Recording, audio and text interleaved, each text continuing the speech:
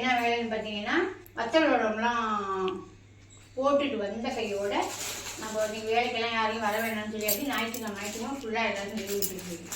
சீப்பு முறுக்கு கொஞ்சோண்டு தான் ஒரு சாயந்தரமே.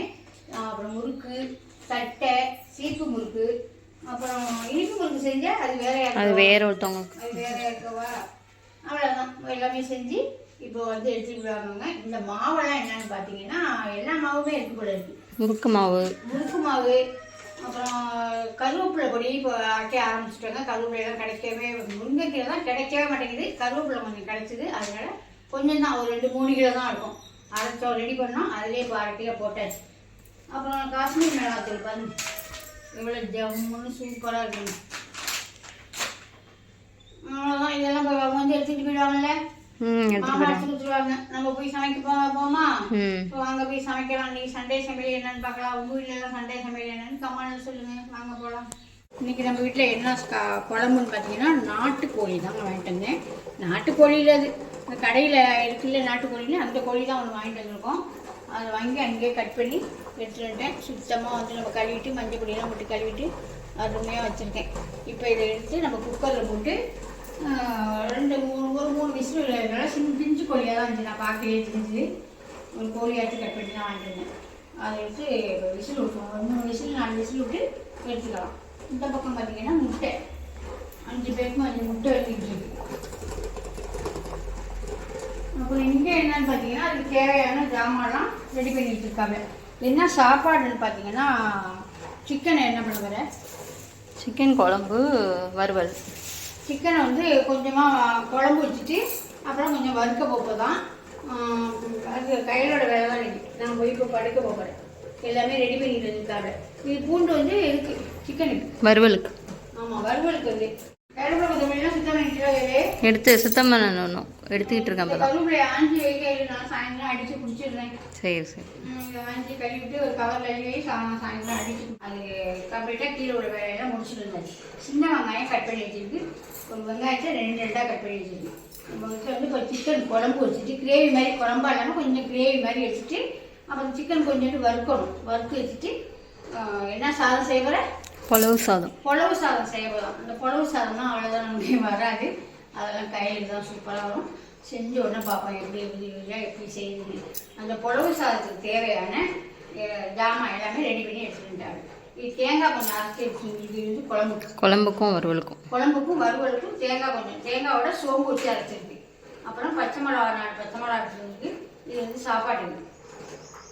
இந்த பூண்டு எதுக்கு உரிச்சு வச்சுருக்குன்னு பார்த்தீங்கன்னா இந்த பூண்டும் இந்த சின்ன வெங்காயமும் சோம்பு போட்டு பொரிய விட்டுட்டு இந்த சின்ன வெங்காயத்தையும் இந்த பூண்டையும் போட்டு நல்லா வதக்கிட்டு வெந்திருக்க கறியையும் போட்டு அதில் வதக்கணும்னா நாட்டுக்கோழி வறுவல் அவ்வளோ ஒரு அருமையாக சூப்பராக இருக்குங்க. நான் செய்ய ஸ்டெப்பாக உங்களுக்கு காமிக்கிறேன்.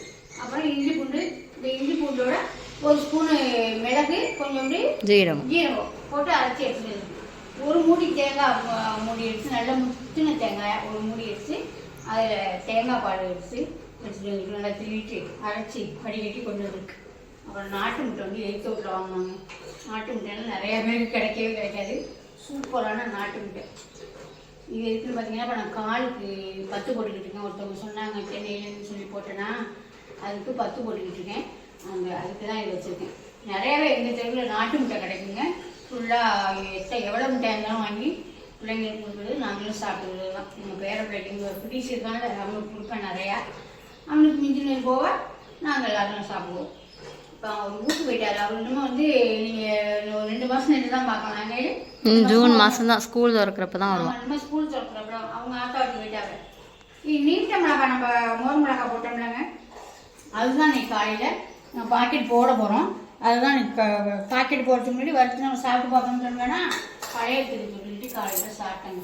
அவ்வளோ ஒரு சூப்பராக அருமையாக இருக்குது. கும்பகோணம் மோர் மிளகாய் அருமையாக இருக்குது. தஞ்சாவூர் மோர் மிளகாயெல்லாம் இருக்குது. தஞ்சாவூர் மோர் மிளகாய் இருக்குது, ஆனாலும் அது கொஞ்சம் இன்னமும் வராது. அதனால் இந்த மோர் மிளகாய் தான் நம்ம வாங்கி நிறையாவே போடுவோம். வறுத்து சாப்பிட்டு பார்த்தா அவ்வளோ ஜம்முன்னு இருக்குது. நிறையா பேர் வாங்கிட்டு இருக்காங்க. நல்லா வாங்கினவங்க நல்லா இருக்குன்னு சொல்கிறாங்க. உங்களுக்கு வேணும்னா கும்பகோணம் மோர் மிளகாயும் வாங்கிக்கலாம், தஞ்சாவூர் மோர் மிளகாயும் எடுத்து வாங்கிக்கலாம். இப்போ சமைக்க போயிடலாமா? அவங்க சிக்கனே ஒரு குக்கரில் எடுத்து போட்டேன். அதில் கொஞ்சமாக மஞ்சள் தூள் போட்டுருக்கேன். இஞ்சி பூண்டு பேஸ்ட்டு இவ்வளோ தான், ஒரு ஸ்பூனு தான் இருக்கும். அதை போட்டு விசில் விட்டு எடுத்துக்குவோம். மற்றபடி நம்ம வந்து தாளிக்கையில் மிச்சம் இருக்க இஞ்சி பூண்டை சேர்த்து தாளிப்போம். அது வேக விட்டு பார்க்கலாம். சமைச்சு முடிச்சுட்டாங்க கையிலே. ஒரு இடையில எழுப்பவே இல்லை. படுக்க போனாலும் கையில் தான் சமைக்க போடாதுன்னு சொன்னேன்னா கையிலே எடுப்போம் அப்படின்னு சொன்னேன். ஸ்டெப்பாக என்ன செய்யணும்னு எடுப்போம்னு சொன்னேன்.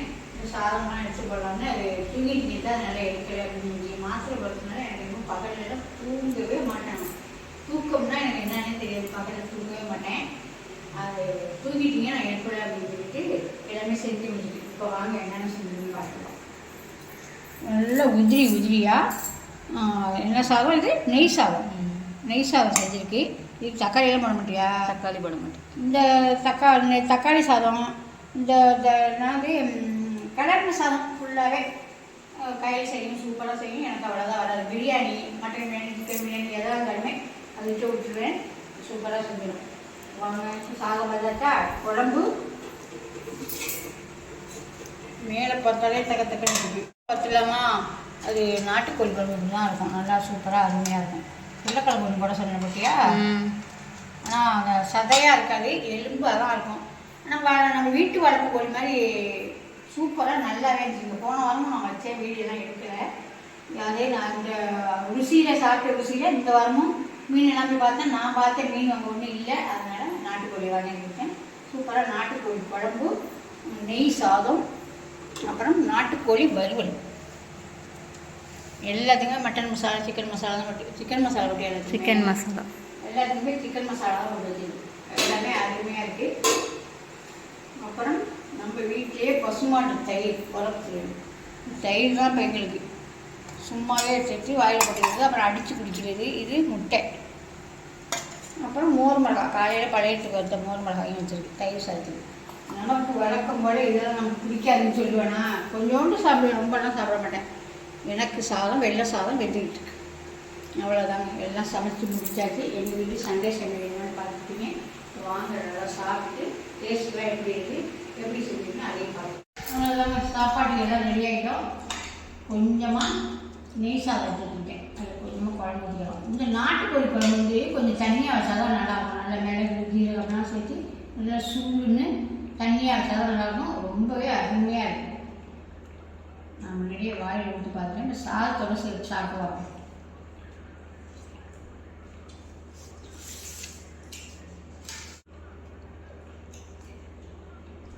சூப்பராக இருக்குது. இன்றைக்கி வந்து மதியம் சண்டே சமையல் வந்து கையோட சமையல் தான். எல்லாமே சூப்பராக அருமையாக செஞ்சுருக்கு. காரம் நிறம்லாம் கரெக்டாக போட்டு அருமையாக இருக்குது. உங்கள் வீட்டிலலாம் இன்றைக்கி சண்டே சமையல் வந்து கமெண்ட் சொல்லுங்கள். கையிலேயே ஒரு வேலை செஞ்சுருக்காங்க பாருங்க. நான் இன்றைக்கி காலையில் மார்க்கெட்டுக்கு போகிறதுக்கு மார்க்கெட்டுக்கு போயிட்டேன். மார்க்கெட்டுக்கு போய் மீன் வாங்கிக்கலாம்னு சொல்லிட்டு தான் போனேன். நாட்டு மீன் வந்து ஸ்லேட்டு மீன் கரெக்டாக வாங்கினேன். இல்லைன்னா விரா மீன் கரெக்டாக வாங்கிட்டு வரேன். 2 மீன் கரெக்டாக வாங்கிட்டு வரேன். வேறு மீன் வாங்க மாட்டேன்னு சொல்லிட்டு போனேன். நான் போய் ஸ்லேட்டு மீன் பார்த்தேன். ஸ்லேட்டு மீன் இல்லை. விரா மீன் பார்த்தேன். விரா மீன் இல்லை. இங்கேயா? இங்கே வாங்கலாம். இங்கே பக்கத்துலேயே ஒரு குளம் இருக்குது. எங்கள் வீட்டுக்கு பக்கத்துலேயே அந்த குளத்தில் வாங்கினா என்ன கேட்டாங்க. அது இன்னும் இடத்துக்காங்க வாங்கிட்டு குளத்தில். சரி போன மார்க்கெட்டுக்கு 2 மீனுமே இல்லை. அப்புறம் கடல் மீன்லாம் அப்புறம் நிறுத்தி வச்சுருக்காங்களா, அதனால இப்போ பிடிக்கக்கூடாதுன்னு இல்லை. கடை இந்த 2 மாதத்துக்கு பிடிக்க மாட்டாங்க. அந்த மீன் வந்து பிடிக்கிற கடல் மீன் வந்து இப்போ நிறுத்தி வச்சுருக்காங்க. 2 மாதத்துக்கு பிடிக்க மாட்டாங்க. அதனால எனக்கு வந்து குடி குடி மீனாக கிடச்சி அந்த மீன் வந்து ஏவுப்பாங்க, திங்கவே மாட்டாங்க. அதுக்காக அதெல்லாம் வாங்காமல் 1 கிலோ நாட்டு கோழியை பிடிச்சி கட் பண்ணி வாங்கிட்டு வந்துட்டேன். அப்புறம் முட்டையை வாங்கிட்டு வந்துட்டேன். எங்கள் அப்பா காலையில் எல்லாத்தமாக வந்துருக்காங்களுக்கு. அம்மா கோழி குழம்போட மீன் குழம்பு நாங்கள் நல்லா சாப்பிடுவாங்க. உங்களுக்கு தெரியுமா? அதனால் அவங்க அம்மாச்சி மீன் வாங்கலாம் கேட்காங்க. அத்தை நீங்கள் மதியம் சாப்பிடணும்னு சொல்லிட்டாங்க. இப்போ என்னன்னு கேட்டால் வந்தோடனே சொன்னாங்க, நீங்கள் மீன் வாங்கிட்டு இருக்குன்னு சொல்லிட்டேன் தாத்தாட்ட. நீங்கள் இது வாங்கிட்டு இருக்கீங்க. சரி வரட்டு போய் இருந்தாலும் சாப்பிட்டோம் அப்படின்னு சொல்லிட்டு அப்பா வந்துருக்காங்க. ஆனால் மீன் வாங்கிட்டு இருக்குன்னு ஏன் அப்படி வந்துருக்காங்க நான் சொல்லிட்டேன். வந்தோடனே சிக்கன் வாங்க சூப்பராக இருக்காப்பா எல்லாம். அப்புறம் அந்த என்ன சாதம் வச்ச கையில் நெய் சாதம். நெய் சாதம் எப்படி இருந்துச்சு? காலையில் வந்தாங்க பார்த்து போகணுட்டு. இதுக்கு மேலே வரல பார்த்து போகணும். இப்படியே பார்த்து போகணும் வந்தேன். வேறு முன்னாடி இருந்துச்சு. மார்க்கெட்டு போய் போக மீன் சொல்லுவாங்க. மத்தியானம் வாங்க சாப்பிடணும்னு இருந்துச்சு. சரி மீன் வாங்கினா நீ சாப்பிடலாம்னு வந்தேன். வந்து பார்த்தா இந்த நெய் சோறு ஆக்கி நாட்டுக்கோழி குழம்பு வாங்கிட்டு வந்து குழம்பு வச்சு நாட்டுக்கோழி பரட்டி வச்சுருக்கோம். ஆனால் நான் இப்போ வாழ்நாள் நான் சொல்லிட்டேன் மெல்ல மட்டும் வாங்கிட்டேன்.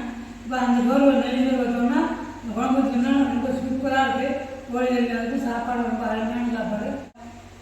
அப்புறம் வந்து நெய் சாதம் வந்து கொஞ்சம் வெள்ளை வெள்ளையாக தானே இருக்கும். அதனால் இருந்துச்சு. அதனால் கொஞ்சோண்டு வைப்பாப்பா தாத்தா அவங்களுக்கெல்லாம் வந்து குழைவா இருக்கும் சாதம்.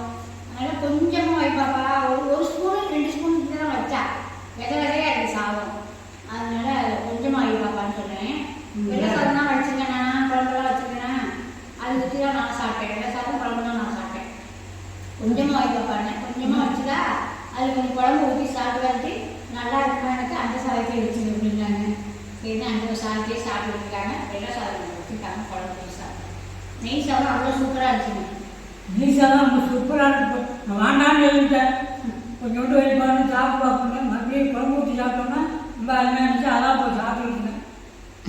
வாங்க நீங்கள் எல்லாரும் சேர்ந்து நெய் சாதம் சாப்பிடலாம். நாங்கள் செஞ்சு மேலே நெய் சாதம் செஞ்சு நான் அதை எப்படி எப்படியோ ஆமாங்க. அந்த நெய் சாதம் எப்படி செஞ்சேன் என்னென்னு